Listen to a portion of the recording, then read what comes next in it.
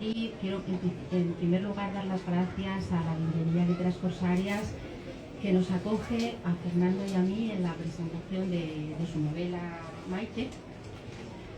Quiero en segundo lugar daros las gracias a vosotros, porque si vosotros no llenaréis la librería como lo estáis haciendo, pues realmente nosotros ya nos podíamos marchar, así que muchísimas gracias. Y bueno, pues tengo a mi lado a Fernando Aramburu, que es uno, yo no sé si decir el mejor escritor vivo en España. Bueno, voy a ser más modesta, es uno de los mejores escritores vivos en español. Lo dije el año pasado y lo repito, tampoco es que sea divina, pero yo estoy convencida de que pasará la historia de la literatura, y eso no se puede decir de muchos escritores. Y bueno, pues a él le gusta decir que es el de Patria, así que os presento al de Patria. Como bien sabéis, es el San Benito, él es el autor de Patria, pero también es el autor de otras muchas obras que si no conocéis deberíais conocer, porque él tiene una historia muy larga detrás. Tiene novelas de series distintas como Fuegos con Limón o Ávidas Pretensiones o La Gran Maribián, y luego tiene Los Vencejos, que escribe después de Patria. Tiene El viaje con Clara por Alemania, que es una novela, hace mucho que la leí, ya casi no me acuerdo, pero recuerdo que era una novela divertidísima de una pareja que está haciendo un viaje. Y luego tiene todas las novelas de la serie vasca, de las gentes vascas, ¿no? Creo que es uno de los escritores que mejor ha reflejado ese problema que hemos tenido durante tantísimo tiempo en nuestro país, que especialmente se vivió en el País Vasco, pero lo hemos vivido todos nosotros. Y bueno, pues además de Patria, él empieza a escribir sobre este tema en Los peces de la amargura, que es un libro de relatos que os recomiendo vivamente. Es el libro por el que yo entré a Fernando, y yo creo que está en germen todo lo que después se escribe sobre la cuestión vasca. Sobre este tema también tiene Años lentos, o tiene Hijos de la fábula, que trata el tema siempre desde perspectivas muy diferentes. Y bueno, el año pasado estábamos aquí para presentar su libro de relatos Hombre caído, y ahora estamos aquí para presentar Maite, que también forma parte de la serie de las novelas vascas. Yo sé que habéis venido a escuchar a Fernando y no a mí, pero como yo espero que él hable muchísimo rato después, me vais a permitir que os diga algunas cosas sobre la escritura de Fernando Aramburu. Para mí, lo más significativo de un escritor como de Fernando es que tiene una mirada ética ante la realidad. Es decir, él hace lo que yo creo que es escritura comprometida en este tiempo, porque él mira la realidad y tiene una forma determinada, una forma ética de estar en el mundo. Creo que hay una implicación del escritor, de su forma ética de estar en el mundo, en las cosas que dice. Creo que hay también cierto contenido moral en sus obras, y esto en una época en la que las cosas son bastante superficiales y la gente no llega al fondo de los problemas y bueno, de las cosas que nos pasan. Me parece que es muy de valorar. Y bueno, creo que es también un escritor, a mi juicio, que conoce muy bien la naturaleza humana y muy bien la psicología de los personajes, estudia muy bien a las personas, y él en sus novelas es capaz de reflejar la profundidad de las personas y de explicar muy bien todo lo que las personas tenemos dentro. Otra característica de la literatura de Fernando es que a sus personajes no les suceden cosas extraordinarias.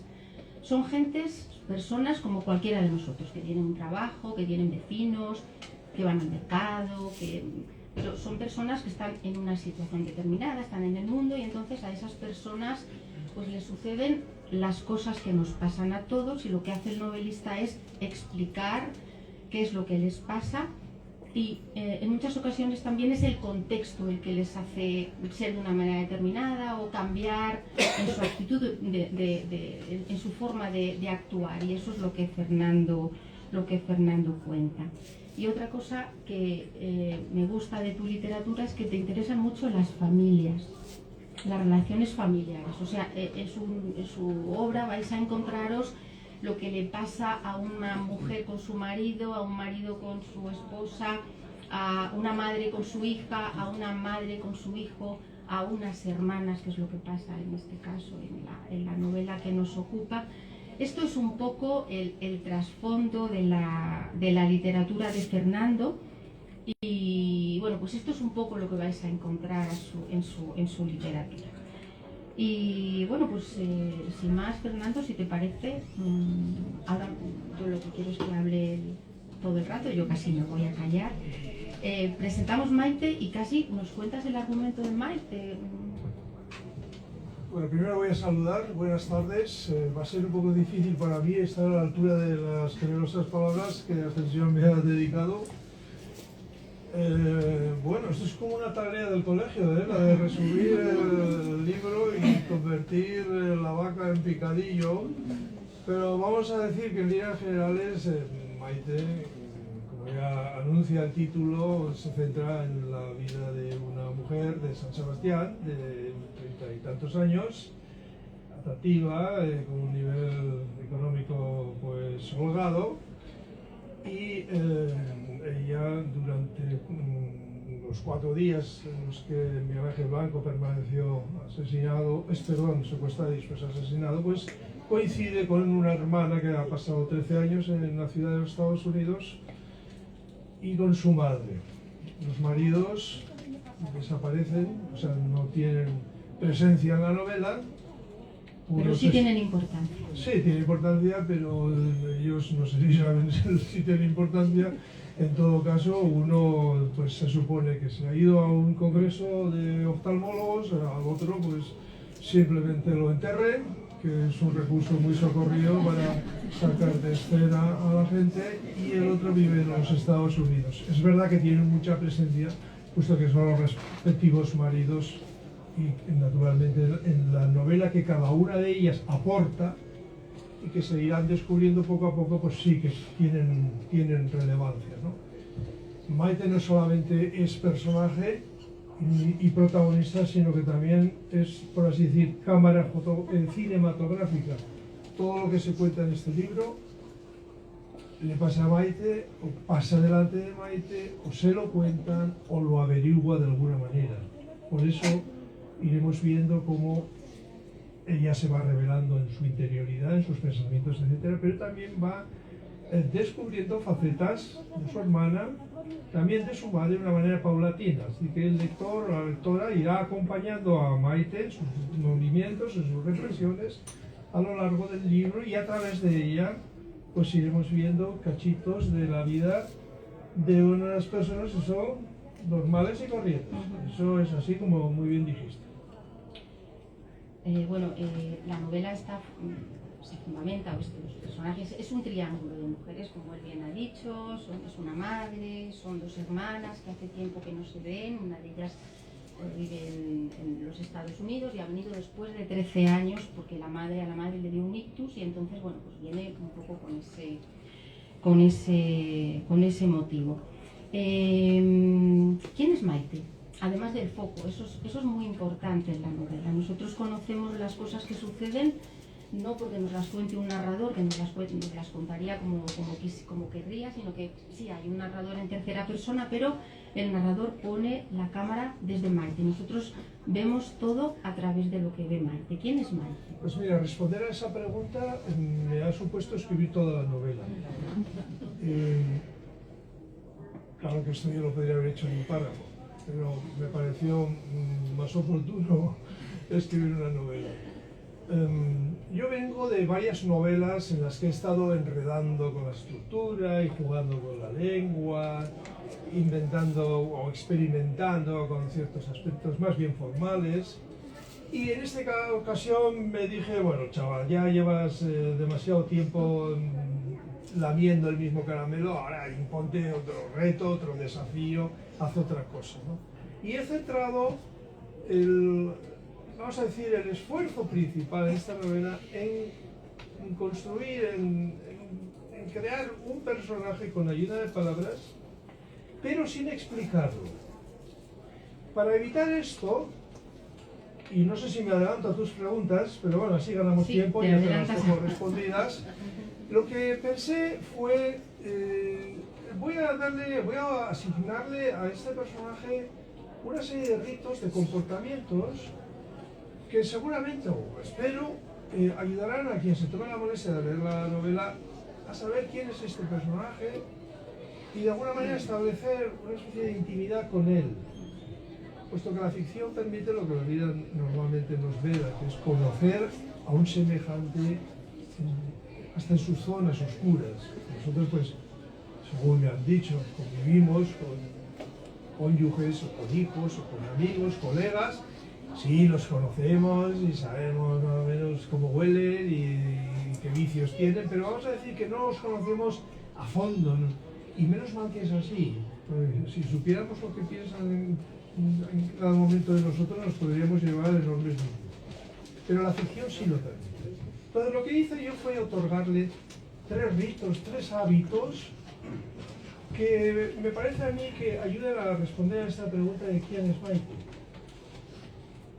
Maite no es una heroína, ni mucho menos, o sea, no participa en guerras ni descubre continentes.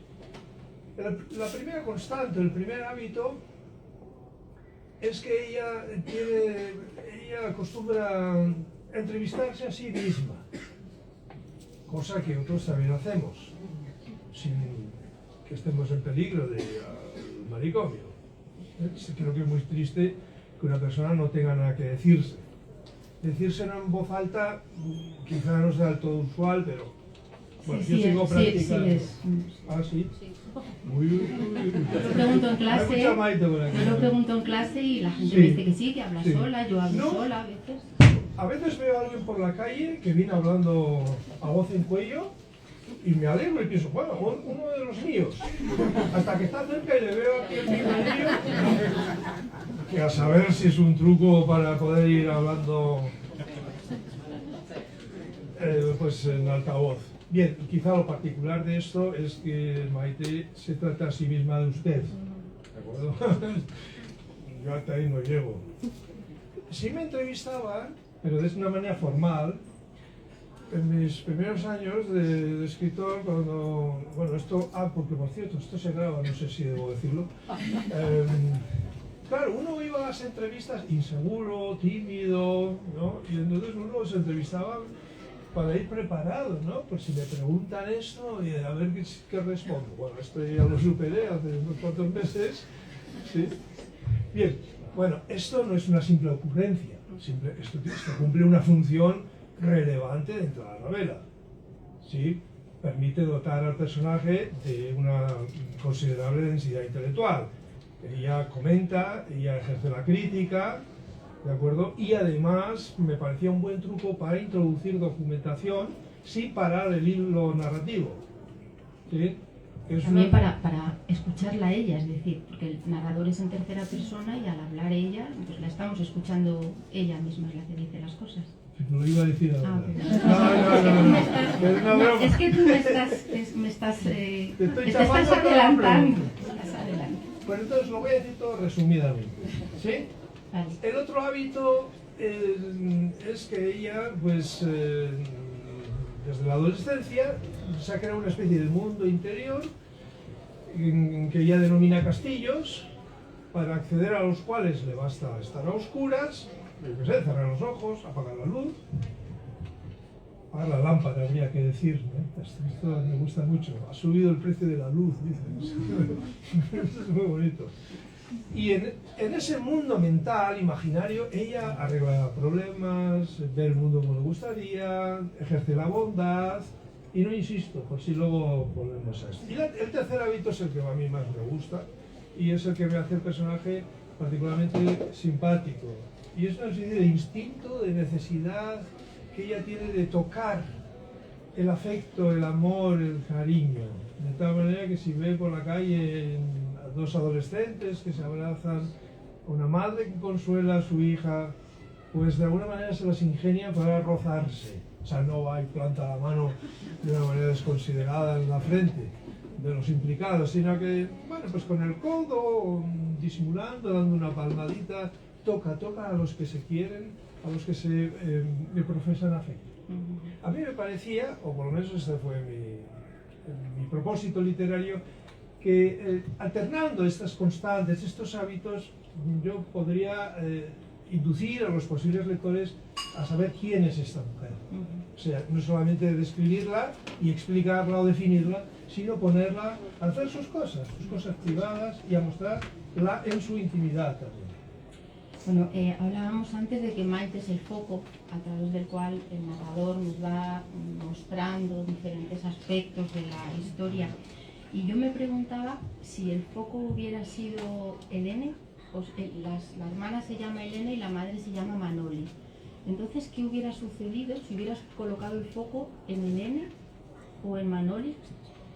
Quizá en Manoli no habría variado tanto la historia, en Helene sí, no sé. Pues me estás dando una idea para otra novela. No, ahora que lo dices, no es ninguna broma, porque la perspectiva es fundamental. Esto es como los chistes. Nos cuentan un chiste y nos partimos de risa. Nos cuenta otra persona el mismo chiste, con las mismas palabras, nos quedamos de hielo. Esto es muy importante, ver los asuntos humanos desde una perspectiva de otra, desde una sensibilidad o de otra. Y efectivamente, yo podría contar esta misma historia desde la perspectiva de Helene y sería una historia completamente distinta. Helene entra a la novela como un personaje claramente secundario, es un personaje visto, es un personaje que entra jactándose de su felicidad, ¿sí? Hasta que su hermana empieza a ver que esa felicidad se resquebraja, que hay algunas contradicciones, etc. Y este personaje, Helene, va cobrando cada vez más importancia. Y yo le estoy muy agradecido porque en el tramo final de la novela ella cobra mucha presencia. Sí. Su historia personal, que tenía ella camuflada en un envoltorio de dicha, de felicidad, pues va surgiendo hasta que no le queda más remedio que reconocer su verdadera verdad, vamos a decirlo así. ¿Y qué diferencias hay esencialmente entre las dos hermanas, entre Maite y Helene? Bueno, para empezar, yo no he escrito la novela de Helene, aunque de verdad que me está entrando, estoy por irme al hotel y ya me está entrando ganas, pero sí me puedo imaginar que, bueno, Helene es una mujer con un físico no agraciado, esto yo creo que ya lo habrá determinado desde la adolescencia por lo menos.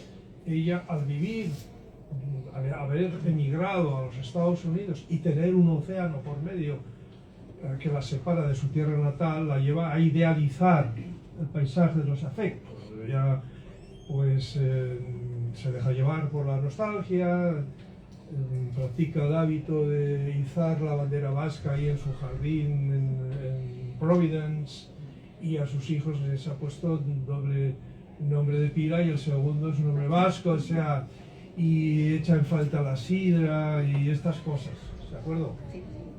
Entonces es seguro que esta historia de las tres mujeres contada desde la perspectiva de Helene sería muy distinta, no solamente en el tono, sino también en los episodios. Y claro, esto me permitiría revelar a Maite o a su madre desde otra perspectiva, desde otros prejuicios, sí, etc. Bueno, ¿por qué te ha interesado? Hemos dicho que las protagonistas son tres mujeres.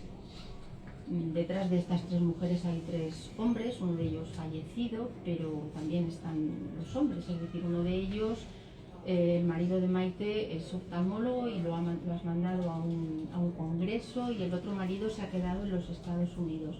Entonces las mujeres quedan solas durante 4 días, que luego veremos qué días son, unos días muy significativos de nuestra historia reciente. ¿Por qué te interesaba dejar solas a las mujeres? Bueno, no me senté al escritorio y me dije las voy a dejar solas, pero sí que me parece que ese encuentro de las tres mujeres enlazadas por vínculos familiares, con un pasado compartido, cada una arrastra su propia novela, que uno diría Galdós, ¿no? Las tres han recibido su dosis de palos de la vida, vamos a decir, y se ponen en claro. Es Helene la que viene pues, a visitar a su madre, que ha sufrido un ictus, un poco la que suscita la novela con su presencia, la que saca a las tres mujeres de su rutina y la que las, por así decir, las induce a ir aclarándose o a ir abriéndose las unas a las otras hasta mostrar que, pues, que en el fondo se querían más de lo que cada una por separado pensaba, ¿sí? Y bueno, yo no me dedico aquí a dividir la fauna humana entre hombres y mujeres, o sea, no era esto. Lo que sí yo quería era... No me refería a una Sí. posible lectura feminista, que no, sino el hecho de que tú has preferido que ellas estén solas Sí. para poder hablar ellas. Es Sí. decir, Y porque además me parece que es muy provechoso literariamente mostrar ciertos aspectos de la vida humana, aspectos comunes, cotidianos, desde determinadas perspectivas femeninas. No desde la perspectiva Eso femenina, que es. eso no existe. Eso Porque es. eso supone que todo el mundo siente lo mismo. Sino desde determinadas perspectivas femeninas, con una historia personal determinada, con personajes singularizados, si no una novela no funciona. Sí. Sí, y cada una con su sensibilidad, etcétera, etcétera. Pues una tiene hijos, la otra no tiene hijos, una es viuda. O sea, todas estas facetas, me parece a mí que vistas desde la perspectiva femenina de ellas, daban mucho juego literario. Sí, sí que lo dan, sí. Ha dicho Fernando que Maite tiene una serie de características, una de ellas son las autoentrevistas, eso ya lo hemos dicho y hemos, yo creo, hablado suficientemente para saber qué significan y para qué están en la novela, pero los castillos, que son estas ensoñaciones que tiene Maite, los que ella se imagina que la realidad es diferente de la que en realidad es, ¿esto qué papel hace en la novela? ¿Por qué Maite hace esto? Bueno, exactamente como en las entrevistas, no es una simple ocurrencia del escritor que ha querido llenar páginas, pues no sé, haciendo algo que quizá no han hecho otros, o quizás sí, no lo sé, pero que muchas personas, hombres o mujeres, tienen esa dimensión personal, esos rincones donde, yo qué sé, pues ejercitan la música o leen en una esquina y tienen sus pensamientos, sus imaginaciones, etc. Yo creo que esto es muy humano. Bueno, pasa que yo aquí le doy esa forma de castillos. No son castillos con murallas, ni almenas, ni torreones. Esa no es la idea. Es un poco la idea de estar encerrado en un lugar seguro, en un lugar donde el mundo exterior no influye, donde no se oyen las voces de los demás, donde uno está a solas consigo mismo, con sus ritos, su pasado, su presente, etc. Lo relevante es lo que ella hace en los castillos, que es arreglar entuertos, pintarse la vida como le gustaría que fuera. Imaginar que el marido le es fiel, o que lleva manzanas a Miguel Ángel Blanco, que está ahí en un sótano. Nunca se ha sabido dónde lo tuvieron retenido, ¿no es cierto? ¿Sí? Y esto es satisfactorio para ella. Y la muestra además en un secreto que nadie conoce, salvo los lectores, claro, y alicantes, que la ficción nos permite esto, ¿no? Mirar dentro de seres humanos. Aunque claro, esto es de papel o es de palabras, ¿no? Yo creo que la tercera característica de Maite, que es la de tener que rozar con sus manos a personas o incluso animales, hay dos moscas que están copulando en la novela y ella siente que hay amor ahí, entonces tiene que rozar a una de ellas, pero roza también a una madre y a una niña, que la niña se ha caído y la madre va a consolarla, etcétera. Yo creo que todo esto tiene que ver con que Maite es esencialmente un personaje bueno y un personaje que quiere ser bueno, es decir, que tiene voluntad, que con voluntad está queriendo ser bueno constantemente. Pero aquí se ve cómo narro yo, ¿no? Sin explicar. Es decir, yo podría haber dicho, en plan Baroja, que es un autor al que yo venero y que está dentro de mi historia sentimental, literaria. Él habría dicho: Maite es una mujer bondadosa, empática, ya te la tira ya interpretada, ya no te deja espacio para la duda o para, en fin, para el comentario, la interpretación. Yo lo que hago es, pienso, bueno, yo quiero que quien me lea llegue a la conclusión de que esta mujer es bondadosa, o es suave, o es tierna. Pero lo que voy a hacer es ponerla a interpretar actos que lleven a esa interpretación. ¿Sí? De ahí los castillos y contacto con, pues, con el afecto. Ese es mi truquillo, esa es mi manera de cocinar novelas. Pues eso es lo más difícil, porque lo más fácil es decir que el narrador diga cómo son sus personajes y cómo están en el mundo, y lo más difícil es ir soltando situaciones en las que el lector tiene que darse cuenta, tiene que reconstruir al personaje, y eso es muy difícil, y eso es lo que Fernando hace. Sí, luego me lo paso muy bien cuando oigo comentarios y veo que alguien no ha captado la cosa, ¿sí? O que, en fin, hay variedad de interpretaciones. ¿Por qué? Pues porque el escritor no ha prefijado, no ha definido al personaje, no ha dicho cómo hay que entenderlo o interpretarlo, ¿no? Jamás los analizo, ni los psicoanalizo. No. Hemos hablado de Maite y hemos hablado de, bueno, de Manoli hemos hablado poco todavía, pero de Helene hemos hablado algo. Hemos dicho que es una mujer que es verdad que al principio aparece como secundaria, pero Helene va cobrando cuerpo a medida que avanza la historia, y sobre todo al final, de manera que en algún momento es realmente el personaje, en algún momento del final de la historia es el personaje importante. No es un personaje que es un personaje nostálgico, y es un personaje a través del cual entra, por ejemplo, la relación con los hijos, y entra también el maltrato en la pareja. Sí, y entonces esto al principio no se percibe. Lo que se percibe es una mujer, pues, no particularmente profunda, que juega la carta de la felicidad, aun cuando no se fue de una manera elegante, pues ahí se quedó, cosa que suele ocurrir. Eso es. Sí, pero yo le estoy muy agradecido porque en el fondo me salva la novela. Hay que tener en cuenta, no es verdad, como se ha dicho en algún sitio, que los hechos narrados coinciden exactamente con el destino de Miguel Ángel Blanco. Eso no es verdad. La novela empieza antes del secuestro, y después, el último día, Miguel Ángel Blanco falleció de los 2 disparos que le dieron la noche del sábado al domingo, y esta novela se prolonga durante todo el domingo, y es gracias a Helene que yo tenía material narrativo suficiente para sostener esta novela, porque ella aporta mucho episodio personal, que ahí finalmente ya se va revelando, ¿no? Eso que has dicho es que es verdad. El hecho de que Helene es un personaje, ella se marcha a los Estados Unidos cuando es muy joven y de una forma inmadura, pues como mucha gente cuando somos jóvenes, ¿no? Hacemos cosas sin pensar, y realmente eso, hace cosas sin pensar, se marcha dejando un novio, y además deja a los padres, y además no vuelve. Es decir, que bueno, pues que también ahí podemos ver cómo son personajes a los que les pasan las cosas que les pasan a las personas que conocemos o nos han pasado a nosotros. Manoli también me parece que es un personaje, a mí me gusta Manoli. Es un personaje que tiene un carácter fuerte, es de esas mujeres fuertes, o bueno, más fuertes o vascas de tus novelas, y es un personaje, ella tiene 64 años, pero bueno, pues le ha dado un ictus, de manera que no se encuentra tan sana, o no se encuentra tan bien.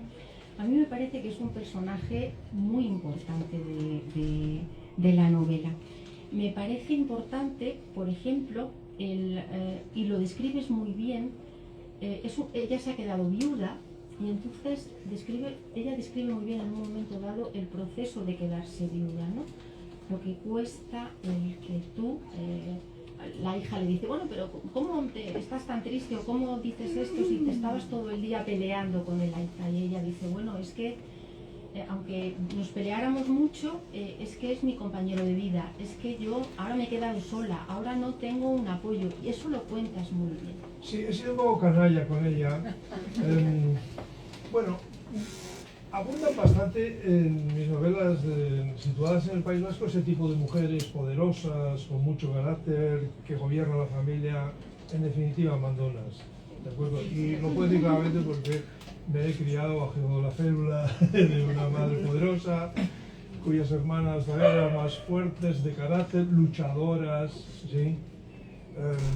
yo admiraba en mi madre es la capacidad que tenía de no entristecerse, de no deprimirse. Esto era algo, yo no sé si por sus genes navarros, los navarros son como muy duros en todo esto, frente a mi padre, que era un hombre pues, más bien frágil, bondadoso, suave, ¿no? Y con este tipo de mujeres yo he llenado bastantes novelas. Patria, por ejemplo, que está poblada de 4 mujeres de este tipo, ¿sí?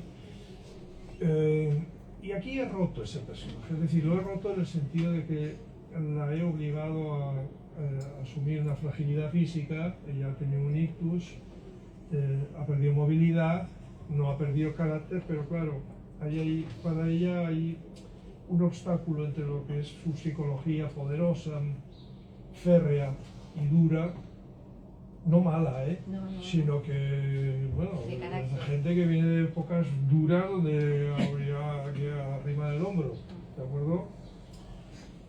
Y ese impedimento físico que no le permite caminar bien, etc. Y entonces ella, como mi madre y como otras mujeres que yo conocía, aprieta los dientes, se levanta, e incluso en un momento de la novela, yo creo que lo puedo revelar, baja a la calle, baja por primera vez a la calle, cosas que hace porque están sus hijas, sobre todo la que ha venido de fuera, ¿no? Un poco para recuperar el papel de madre poderosa que tuvo en su tiempo, ¿no? Ella vive, tiene el temor de que la lleven a un asilo, aunque todavía no tiene la edad, pero está obsesionada con que la aparquen en una residencia de ancianos. Y ella anda con ese trauma y con ciertas contradicciones, porque claro, cuando su marido vivía, pues no lo trataba con especial delicadeza, y ahora que no lo tiene, pues lo echan falta y tiene ese hueco al lado, etc. Pero eso está muy bien contado.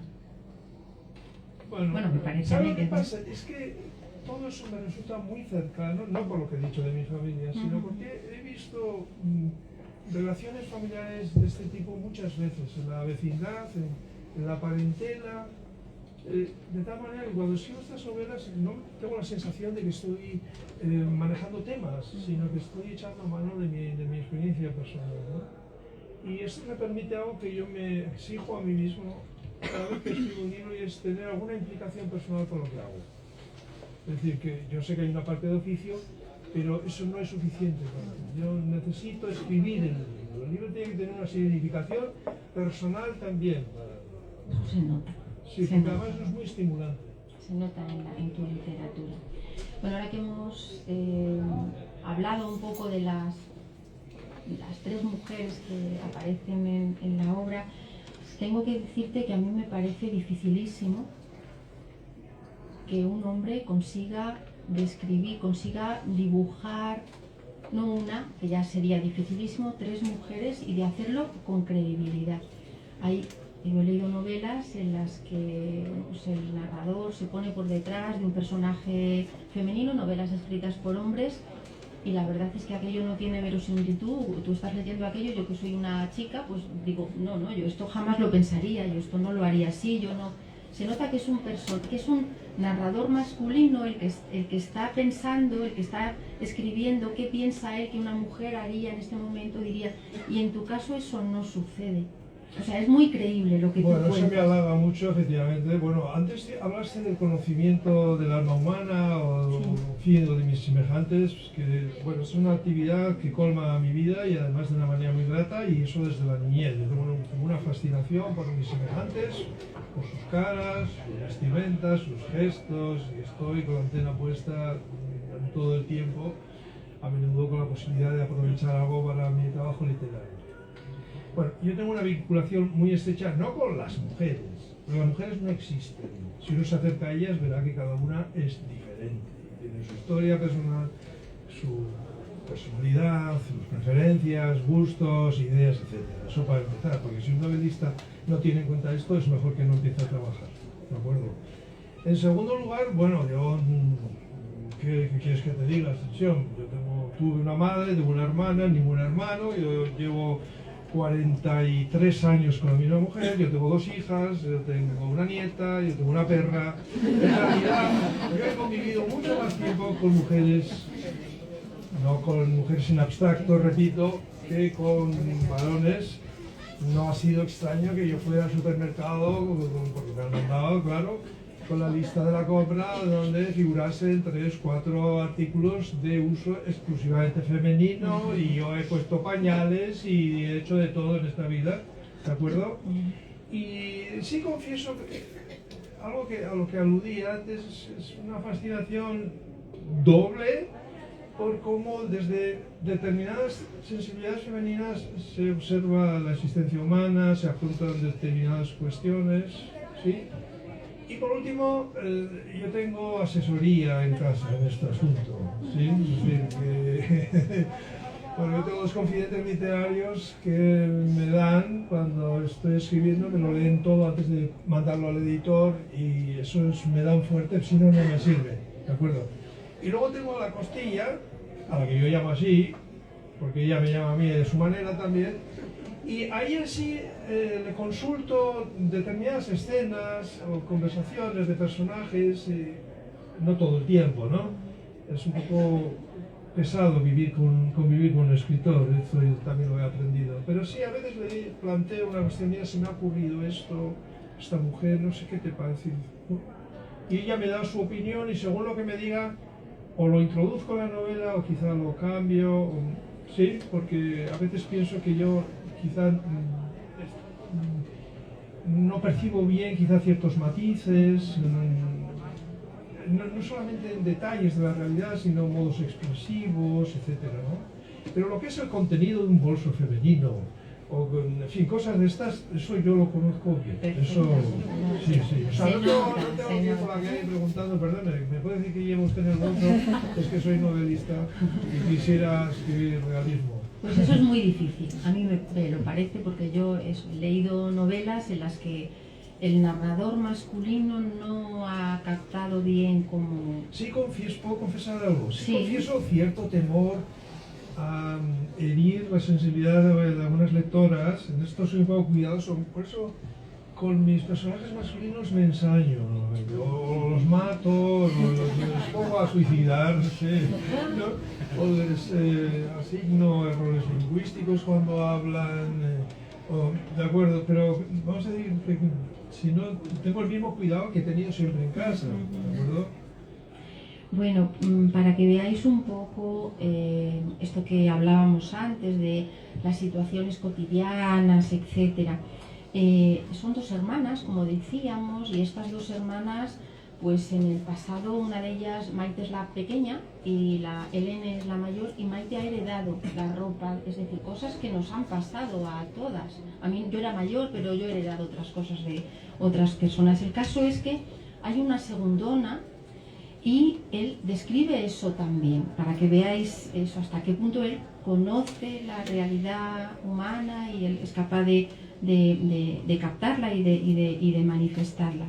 Y entonces, en esa situación es que es muy bonito. Tú exculpas a los padres, es decir, los padres, hay un momento dado en el que el personaje dice: la intención no era humillarme, sino ahorrar dinero, porque la hermana pequeña hereda la ropa de la mayor. En lugar de ensañarse con los padres, que es lo que, bueno, pues lo más fácil, ¿no? Nos metemos con los padres. Él, por boca de la hermana pequeña, que es una humillada, ¿no? Pero la que tiene que recibir la ropa, dice eso: la intención no era humillarme, sino ahorrar dinero, así de simple.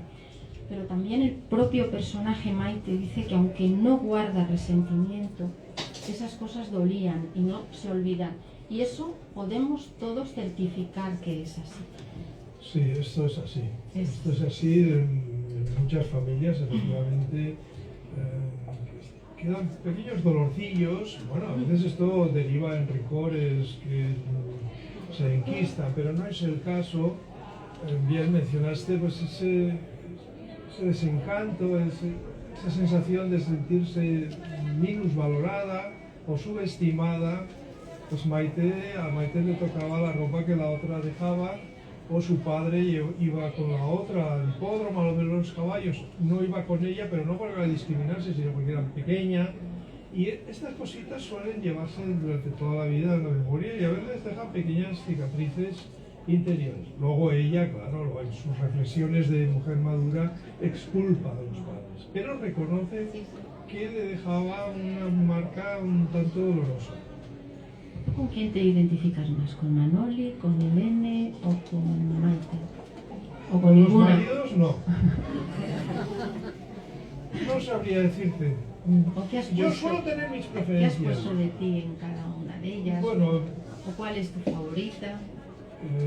bueno, ya antes dije que tengo una vida matrimonial ya de 4 décadas, o sea que de vez en cuando uno aprovecha una anécdotilla, un episodio, algo que le ha pasado para adjudicárselo ahí a los personajes, pero no de manera autobiográfica, ¿sí?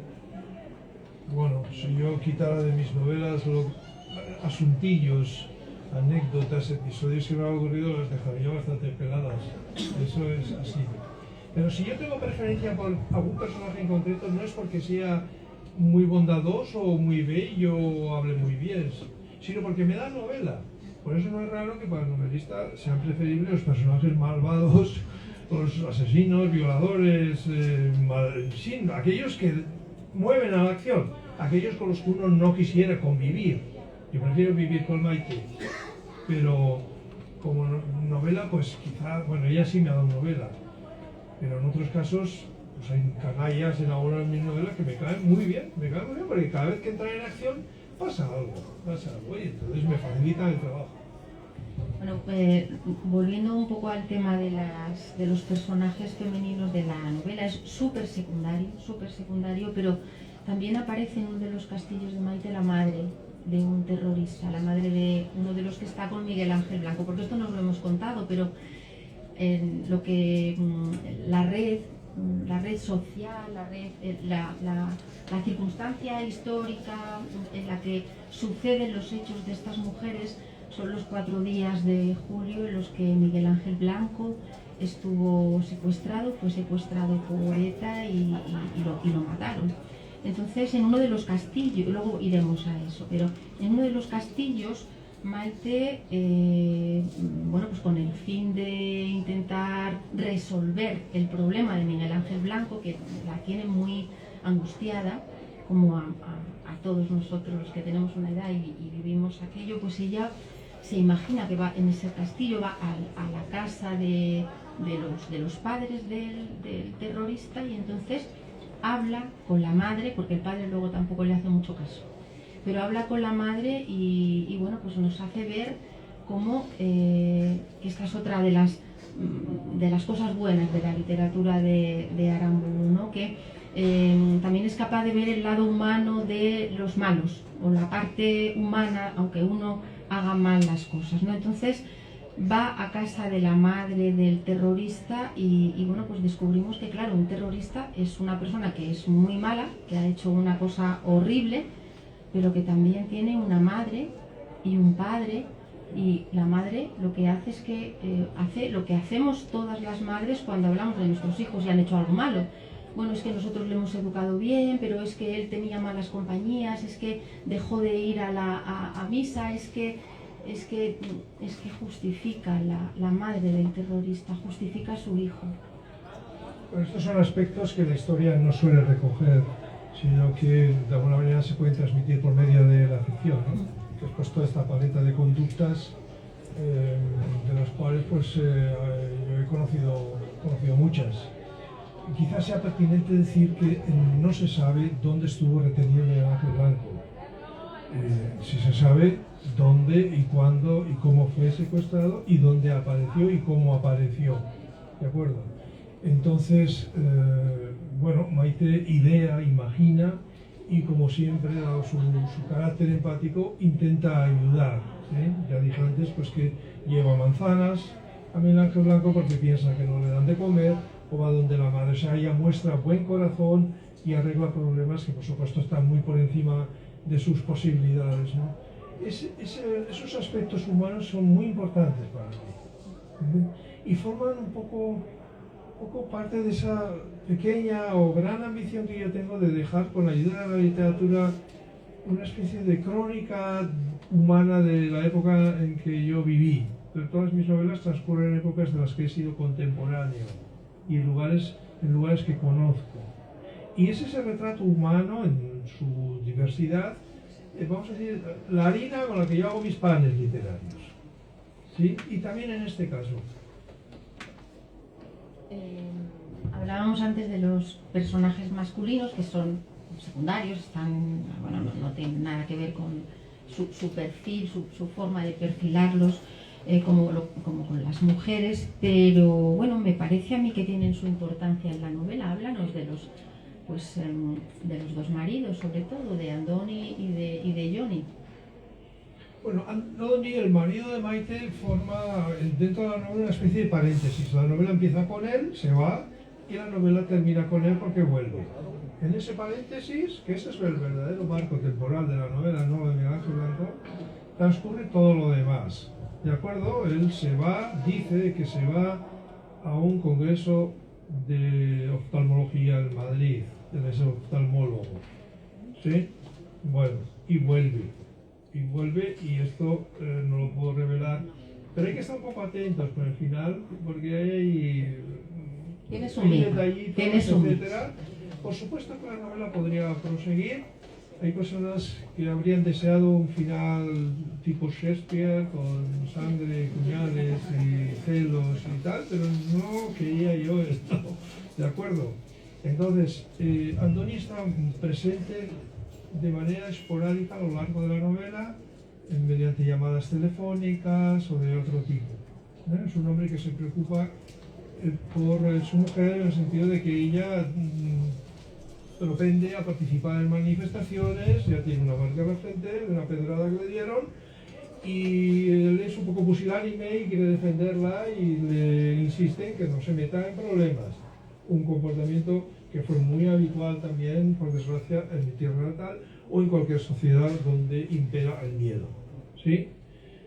El marido de la madre, pues ya dije que lo maté, con lo cual su papel se limita a menciones del pasado, ¿de acuerdo? Y entonces pues no tiene una presencia, vamos a decir, inmediata dentro de la novela. Es evocado en algunas ocasiones. Su mujer ahora lo añora, cuando vivía lo trataba como un trapo, cosa que a veces suele ocurrir. Y el otro es un norteamericano que trabaja de gruero en un puerto, en el puerto de Providence, y que es un hombre religioso y que ha transmitido a Helene pues iba a decir fanatismo, pues, su fervor un poco norteamericano, según el cual ir a la iglesia supone ejercer una vigilancia, un control de la gente. Ir a la iglesia es un poco una manera de integrarse y cantar el gospel o lo que toque. Es casi como una obligación, si no, vamos a decir que no tiene malas cartas sociales, como poner la bandera de los Estados Unidos, etc. Ella pone la bandera vasca en el mástil de vez en cuando, lo que despierta cierta suspicacia en la vecindad porque no conocen esa bandera y la gente empieza a murmurar y empieza a sospechar que podría ser un símbolo de alguna secta, etc., hasta que ella lo aclara, invitando a los vecinos a una barbacoa, naturalmente, a que si no, ¿de acuerdo? El gruero tampoco interviene porque está lejos, pero sí que desempeña un papel muy importante y muy negativo en la vida de Helene, como se irá viendo poco a poco. De hecho, quizá esto sí lo puedo decir, ella, Helene, ha ido a San Sebastián a escondidas de su marido, y por eso creo que aquí está todo dicho. Bueno, decíamos antes que toda esta situación familiar entre las mujeres se tiene lugar en un momento determinado de la historia, de nuestra historia. La novela no va sobre ETA, no va sobre ETA, pero eso, el secuestro de Miguel Ángel Blanco, pues es la urdimbre en la que sucede todo lo que se nos cuenta. ¿Por qué quisiste situar la novela en este momento histórico? La novela forma parte de una serie que llamo Gentes Vascas, que es una manera bastante precisa de definir el propósito literario que mueve mi mano, es decir, contar historias de gente común y corriente de mi tierra natal, ¿de acuerdo? Y este es el quinto título, son todos independientes, no hace falta leer uno para entender los siguientes, y cada uno de estos títulos se sitúa en un momento determinado y de modo que los personajes están vinculados con algún hecho que ocurrió entonces. O sea, los personajes no se encierran y se pueden hablar, sino que están en un momento determinado y la historia colectiva también repercute en ellos, particularmente en Maite, ¿sí? O sea, el caso de Miguel Ángel Blanco pues forma parte de las reflexiones del personaje, de su temor, de las conversaciones, ella ve las noticias, participa también en una protesta. Sí, la idea básica para mí es no contar qué pasó. Esto yo creo que es tarea de historiadores, reporteros, cronistas, etc. Sino responder a la pregunta cómo se vivía, cómo reaccionaba la gente, qué significaba estar allí cuando ocurrían estos crímenes, estos atentados. La gente aplaudía, protestaba, se asustaba. Y esto también en el ámbito privado, o sea, en las cocinas, en las alcobas. ¿Qué repercusión tenía todo esto en los ciudadanos de mi tierra natal, ¿no? Entonces, habría sido muy raro que un hecho tan relevante o que tuvo una repercusión tan grande, no solo en el País Vasco y no solo en España, también en el ámbito internacional, no aflorase tarde o temprano en alguna de mis novelas de la serie. ¿Sí? El asunto de Miguel Ángel Blanco es algo que está debajo de todo lo que está sucediendo. Los personajes están escuchando en la radio, han secuestrado a un concejal de Ermua, todo lo vamos conociendo porque Maite escucha las noticias o pone el teletexto, etcétera. Pero digamos eso es como un eco todo el tiempo. Al final de la novela, que es cuando también sucede el desenlace de Miguel Ángel Blanco, cobra mayor importancia, mayor relieve, hay una mayor reflexión de Maite, de los personajes, del narrador sobre el hecho, o sea, va cobrando mayor y también importancia. Se muestra, eso también me parecía relevante contarlo, cómo a pesar de la conmoción social que se produjo por esta especie de escenificación de una ejecución ralentizada y sumamente cruel, se muestra cómo la vida continúa, es decir, el tiempo no se detiene, cada cual después, pues sí, más o menos conmovido o entristecido, continúa con su vida, tiene que acudir al trabajo, etc., ¿no? Es decir, que después del hecho final del asesinato de Miguel Ángel Blanco, todavía la novela continúa y claro, Maite hace una reflexión sobre cómo olvidamos y cómo algo que nos preocupa tanto, que nos asustó, que nos causó una enorme perturbación, pues termina siendo asumido o arrumbado en un rincón de la memoria hasta que el olvido lo barre y lo termina, ¿no? También yo pensaba, no es fácil escribir sobre algo que es, antes decíamos que han pasado ya muchos años y que nos ha sorprendido, a mí me sorprendía, ¿no? Han pasado ya 30 años casi de aquello, ¿no? Pero los que tenemos una edad vivimos aquello y yo creo que, bueno, yo estoy segura de que todos recordamos lo que estábamos haciendo, qué pasó. Yo antes le contaba a Fernando, mi hijo acababa de nacer, tenía 7 meses y yo recuerdo ese verano que fue muy caluroso y recuerdo que en Salamanca hubo una concentración en la Plaza Mayor, no sé si estabais o si os acordáis los que sois de aquí y que aquí que no somos nada dados a juntarnos para nada, pues resulta que yo iba con mi sillita y con mi niña que todavía no tenía 3 años y con mi marido y solo pasamos hasta la Plaza de los Bandos, no pudimos llegar a la Plaza Mayor, o sea que es algo que realmente, pues eso nos conmocionó, pero es algo que, aunque parece que ha pasado mucho tiempo, es algo, lo que hay mucha gente que todavía recuerda aquello. Yo creo que es muy difícil escribir de un hecho tan importante o que nos marcó tanto, cuando todavía hay tanta gente que recordamos y ahí está la hermana, no sé si los padres viven, pero quiero decir que mucha gente que conoció a Miguel Ángel Blanco y yo creo que no es fácil escribir sobre esta situación. Me parece a mí, no lo sé. Bueno, han transcurrido 29 años, el próximo año serán 30 y están previstas algunas conmemoraciones. Claro, si restamos 29 años a los que estamos aquí, pues algunos evidentemente no, o no habían nacido o eran muy niños, sí. ¿no?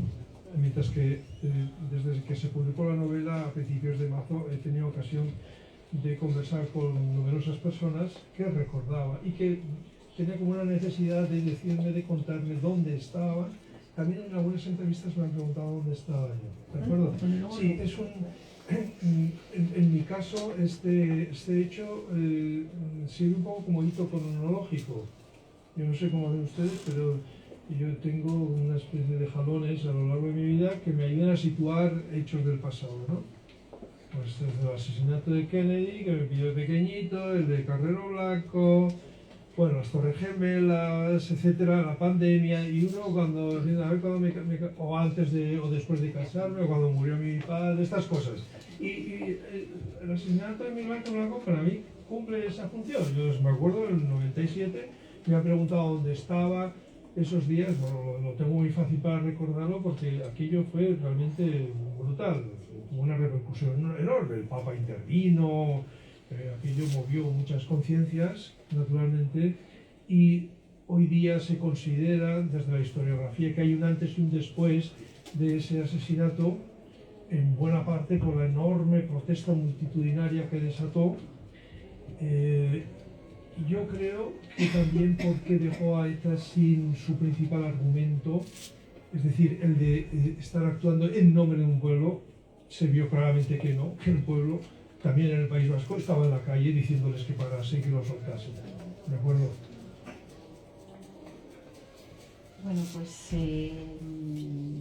voy a preguntarle una cosita sobre la crítica porque me interesa y luego ya habláis vosotros. Podéis preguntar sobre esta novela o sobre, no sé si sobre cualquier cosa te pueden preguntar. Yo, bueno, si no es muy íntima. Bueno, a mí me gustaría saber, porque yo estoy del otro lado, ¿qué relación tienes con la crítica? Si lees las críticas, si te sirven de algo, si te enfadas si una crítica no es buena, ¿qué relación tienes con la crítica? Pues en realidad ninguna. Es decir, hay dos tipos de crítica. La crítica en privado es muy útil para mí, puesto que me permite corregir, mejorar, suprimir erratas, y esta es la crítica que, ya dije antes, los confidentes literarios me hacen y me ayudan a mejorar. Después también el proceso de edición, donde puede que se me hagan sugerencias que permiten pues, mejorar el texto, o corregirlo de alguna manera, evitar errores. Lo que es la reseña en sí, pues si es elogiosa me gusta mucho. Si veo que ya es negativa, no sigo leyendo. Y esto ya lo he aprendido, ¿de acuerdo? Me gusta un poco embadurnarme de elogios de vez en cuando, porque soy humano y salir a la calle con el cuello estirado, pero como vea ya el primer reproche, ya no sigo. Esto lo he aprendido hace mucho, ¿de acuerdo? Por otro lado, modestia aparte, yo sé de antemano que un libro no va a gustar a todo el mundo. A veces un libro no gusta porque el personaje cae mal, ¿de acuerdo? Otra cosa es que se me dijera... Porque no se entiende. Bueno, lo que sea, pero si se me dijera que el libro está escrito con una prosa descuidada, o que tiene contradicciones, o que la historia, no sé, que tiene demasiados incisos, ese tipo de críticas sí me preocupa y la podría tener en cuenta para el siguiente libro. Aunque, bueno, yo no improviso, o sea, mis libros serán mejores o peores, pero están trabajadillos, ¿eh? O sea, y además tengo el hábito de guardar una obra en barbecho o en reposo una determinada. Yo no termino un libro y lo mando al editor, sino que lo dejo en reposo, me dedico a otras cosas y al cabo de un tiempo vuelvo. Y ese regreso normalmente favorece el resultado final, ¿de acuerdo? Y eso es todo, pero no ando ahí. Cuando empecé, sí, reconozco que recortaba las reseñas y las guardaba. Ahora no guardo ninguna. Y en cuanto al aspecto ideológico, que también genera críticas, yo ya sé de antemano a quienes no van a gustar mis libros. Aunque estuvieran en blanco, con solo la cubierta. ¿De acuerdo? Y esa crítica, aunque sea negativa, y a veces furibundamente negativa, me da mucho placer. Bueno, muy bien. Pues yo creo que nosotros hemos visto la novela por arriba, por abajo, por la derecha, por la izquierda, por todos los sitios lo hemos visto. Hemos visto muchas cosas de la novela. Nos hemos contado muchas cosas de la novela. Y por otra parte, la novela es mucho más de lo que nosotros hemos dicho. La novela tiene una construcción, tiene un lenguaje, es decir, la novela hay que leerla. Pero bueno, pues aunque hemos hablado mucho de la novela, pues ahora es vuestro turno. Si los que la habéis leído, a lo mejor queréis hacerle alguna pregunta a Fernando o alguna pregunta de otras novelas que hayáis leído, o de Fernando, o lo que... Es vuestro turno y yo os animo. No siempre se tiene a Fernando Aramburu aquí muy cerca, así que os animo a que preguntéis y pues todo aquello que siempre habéis querido saber y no habéis podido preguntar hasta ahora.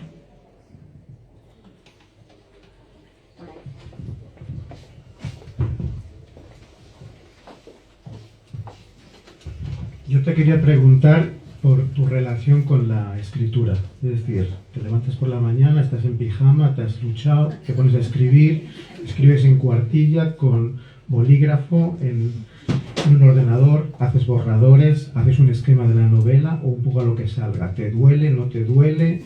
Entra la mujer y te molesta, vas a una biblioteca, estás en la casa y luego finalmente el factor, creo que vives en Alemania. Entonces, esa distancia, País Vasco, Alemania, es decir, tu relación con la lengua, no sé si sabes euskera o no, entonces, relación con el castellano, relación con el euskera, y te rodea un poco el alemán ahí alrededor. Entonces, cuéntanos un poco tu proceso de escritura. Gracias.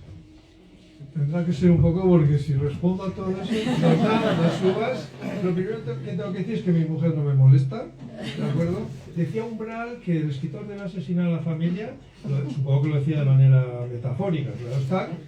A mí me ocurre lo contrario, para mí la familia es motivadora. Yo no tengo una relación onanista con la escritura, yo no escribo para darme gusto, ¿de acuerdo? Sino que un ingrediente, una motivación muy importante para mí es ayudar a la familia económicamente, quiero decir, ¿de acuerdo?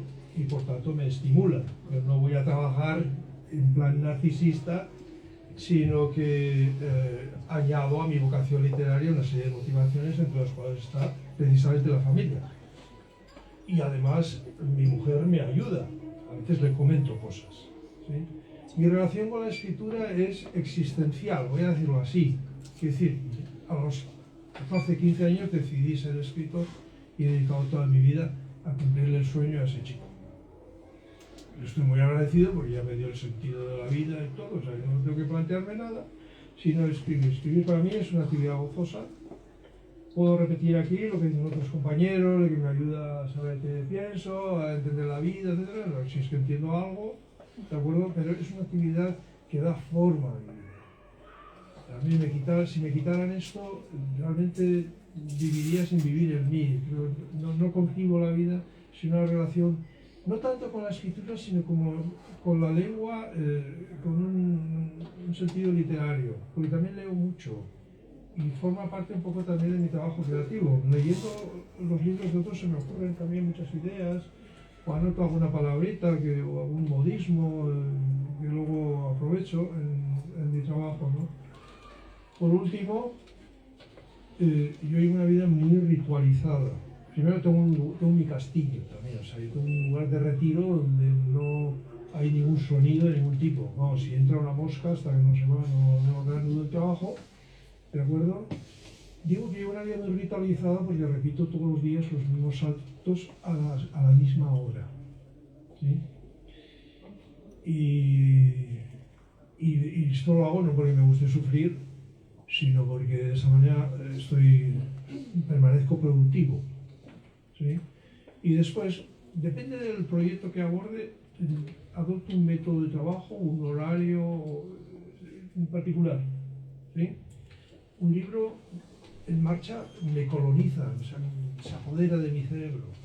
Lo escribo las 24 horas del día, no físicamente, pero lo llevo en la cabeza las 24 horas, también en las horas del reposo nocturno. Por eso dije antes que me da mucho placer observar a mis semejantes, cómo se mueven, cómo son, en qué dicen, cómo se peinan, si tiene pelo, claro, y siempre con la posibilidad de aprovechar algún detalle para el libro que yo estoy escribiendo. Entonces, esto no solamente es un trabajo, esto es la vida en sí para mí.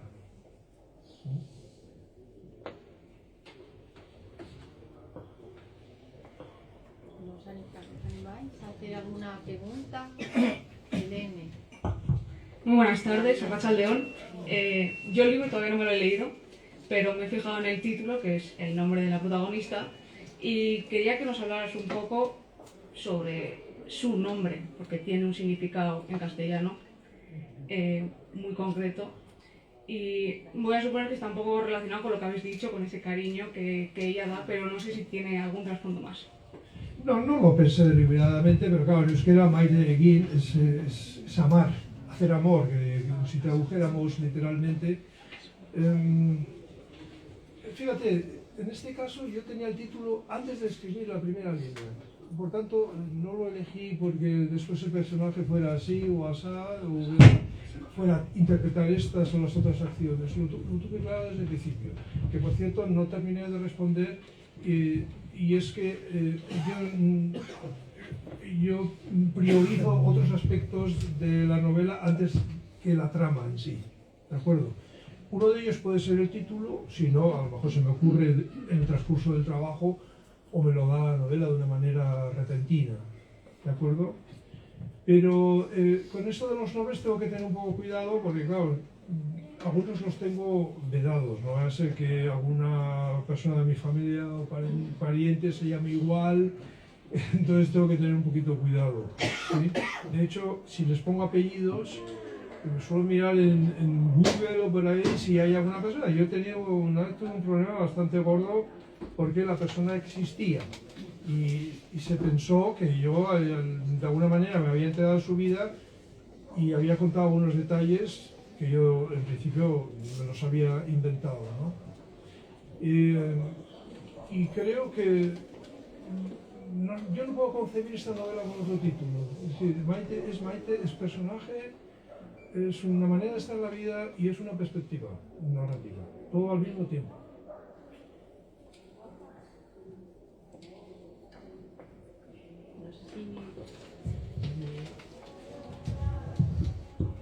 Hola, buenas tardes. A mí me gustaría saber qué es lo que usted siente o qué percepción tiene con respecto a que cada vez más jóvenes desconozcan la historia reciente de nuestro país y, hablando en este contexto, la figura de Miguel Ángel Blanco. Quizá desde que publiqué la novela esta es la pregunta que más veces me han formulado, la considero pertinente y en todas las ocasiones he roto una lanza por los jóvenes. No en vano, yo trabajé de docente durante 24 años, docente, maestro de niños y de adolescentes, y yo también lo fui. Entonces entiendo que los jóvenes los que ahora son jóvenes, pues tienen su propio horizonte vital, sus problemas, sus preferencias, sus gustos, sus obligaciones, y por tanto no podemos esperar que hipotequen su vida, la detengan para ponerse a meditar sobre episodios de la historia nuestra que transcurrieron antes de su nacimiento o cuando eran niños. Yo me veo en casa cenando y a mi padre sacando el tema de la guerra civil por 18ª vez de lo que va de mes y ya se me ponían los ojos en blanco, ¿de acuerdo? Asunto por el cual luego sí me he interesado, pero por iniciativa propia, ¿sí? Lo que sí me parecería triste y me preocuparía mucho es que si los jóvenes quisieran informarse no tuvieran a dónde acudir. Eso sí, ese creo que es el kit de la cuestión. Y por eso me parece que es una oportunidad ética, como dijiste al principio, dejarles testimonios de todo tipo. Históricos, cinematográficos, fotográficos, literarios. Dejárselos a aquellos que fuimos contemporáneos del hecho. De lo contrario, pasará como pasa muchas veces con toda esta ristra de novelas sobre la guerra civil escritas por personas que no la vivieron y que por tanto están obligadas a hacerlas a partir de informaciones que hayan elaboradas o escritas por otros. ¿Sí?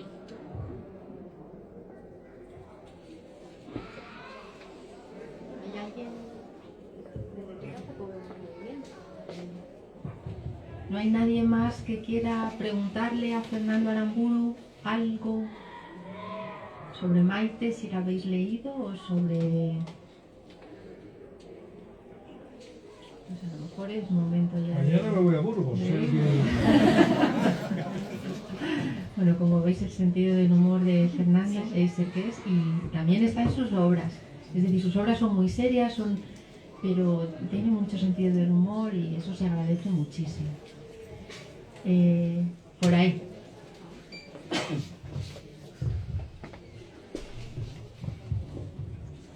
Perdón.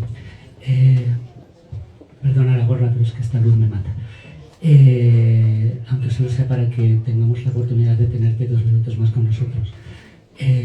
Has hablado de que no tomas en cuenta a las mujeres como una clase, ¿no? Entiendo que tampoco a los hombres, entiendo que tampoco a los vascos, a los castellanos. Yo pienso que cuando tenías 15 años y decidiste empezar a escribir, esto no sería así, porque cuando empiezas a escribir, por ejemplo, un cuento, tomar como clases es relativamente fácil. Tú coges a un personaje y bueno, pues es un hombre castellano o es un hombre vasco, o es...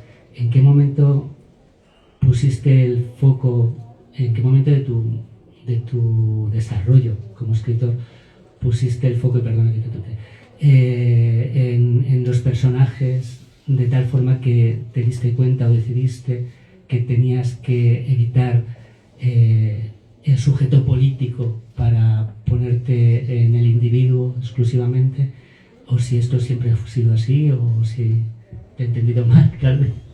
No, no ha sido así. De hecho, yo empecé escribiendo poesía. Poesía que para mí era algo más que un género literario. Era la manera como yo quería estar en el mundo y como quería, con la ayuda de la cual yo quería construirme como ser humano. ¿De acuerdo? Es decir, desarrollar una sensibilidad poética, suscitar la poesía. Esto era para mí una vocación muy fuerte que sostuve durante años hasta que me desplacé de manera definitiva a la República Federal de Alemania, y entonces me encontré en una situación vital muy diferente. Y en el año 84 ocurrió un hecho que me dejó una huella muy honda, que fue el asesinato de Enrique Casas, del senador Enrique Casas del Partido Socialista, que fue la primera víctima de ETA. No fue ETA, fue otro de esos grupos que había, porque había una competencia entre bandas para ver quién mataba más, pero fue la primera víctima a la que yo conocía personalmente. Y eso me desordenó mucho los hilos mentales, y yo recuerdo que presencié cómo introducían el féretro en la casa del pueblo de mi ciudad, San Sebastián, y llovía, y era el mes de febrero, ya estaba oscuro, al atardecer, y me dije a mí mismo, ¿alguna vez escribirás sobre esto? Una manera un poco vasca de expresarse, ¿sí? ¿Alguna vez escribirás sobre esto? Pero yo no sabía escribir prosa, no sabía escribir novelas ni cuentos. Yo contaba sílabas, evitaba ciertas áreas del vocabulario que me parecían chuscas o malsonantes, cacofónicas. Y fue a llegar a Alemania cuando, además de esa huella que me dejó aquel crimen, me encontré fuera de mi ámbito, iba a decir natural, más de mi tierra. Pero me encontré en una sociedad donde nadie hablaba mi idioma, donde la gastronomía no me resultaba especialmente atractiva, yo tampoco hablaba entonces el idioma local, y desarrollé una especie como de melancolía y de necesidad de hablar conmigo mismo, y esto con sonetos no podía hacer. Entonces, como no sabía escribir prosa, me dediqué un año entero a escribir mal, deliberadamente mal. Ahora escribo mal, pero involuntariamente, ¿sí? Es decir, que yo comprendí que tenía que hacer un aprendizaje, y ese aprendizaje incluía también mi lengua materna, el español, con fines literarios. Entonces, al mismo tiempo que aprendí alemán, reaprendí mi idioma, a pesar de estar licenciado en filología hispánica. Pero yo me daba cuenta de que mi dominio de la lengua española era insuficiente. Y a continuación, una vez dedicado un año a escribir mal para mí suponía usar toda clase de palabras, repetir el mismo vocablo en el mismo renglón, usar el verbo tener 3 veces en el mismo párrafo, ¿sí? O sea, todo aquello que antes me prohibía, ahora lo cometía, lo perpetraba de manera deliberada. Y entonces, cuando me pareció que ya me había vulgarizado lo suficiente, emprendí la escritura de un libro que consistía en una conversación conmigo mismo, pero vamos a decir con un sentido narrativo, que fue Fuegos con limón. Fue la novela que me abrió la puerta de mi editorial. Le dediqué 8 años. Y fue allí donde yo, de alguna manera, aprendí pues los mecanismos de la novela. Es decir, yo nunca fui a un taller literario, la teoría nunca me sirvió cuando estaba sentado al escritorio, sino que ahí de alguna manera hice mis armas. ¿Ya? Y una de las cosas que yo pronto aprendí es que para el tipo de novela que yo escribo, porque hay otros tipos, claro, de novela histórica o la novela negra que sigue un esquema habitual, normal, el cadáver de la primera página, casi siempre femenino, no sé por qué, el investigador alcohólico con problemas matrimoniales y la revelación del asesino en la última página.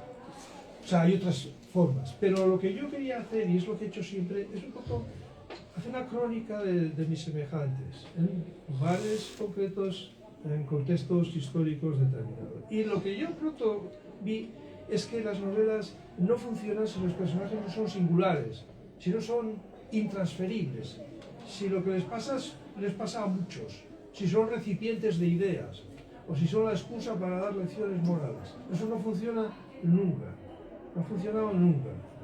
De tal manera que quien lee se encuentra con otra posibilidad de vida, pero completa, singular. Que creo que para eso leemos novelas o vemos películas, un poco para calzarnos vidas ajenas, para ver otras posibilidades vitales. ¿De acuerdo?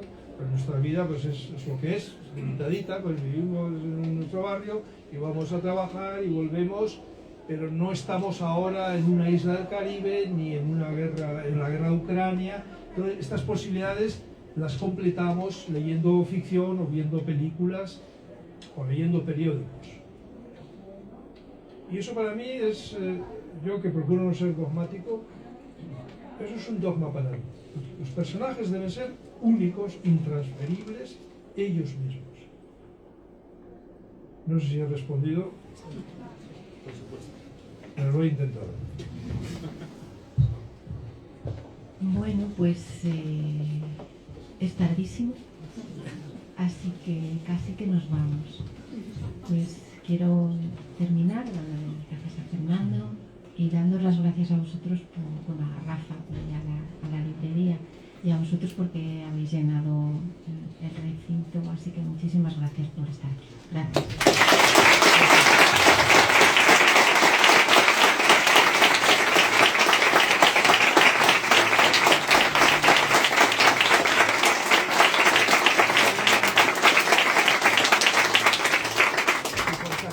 Una persona quisiera una dedicatoria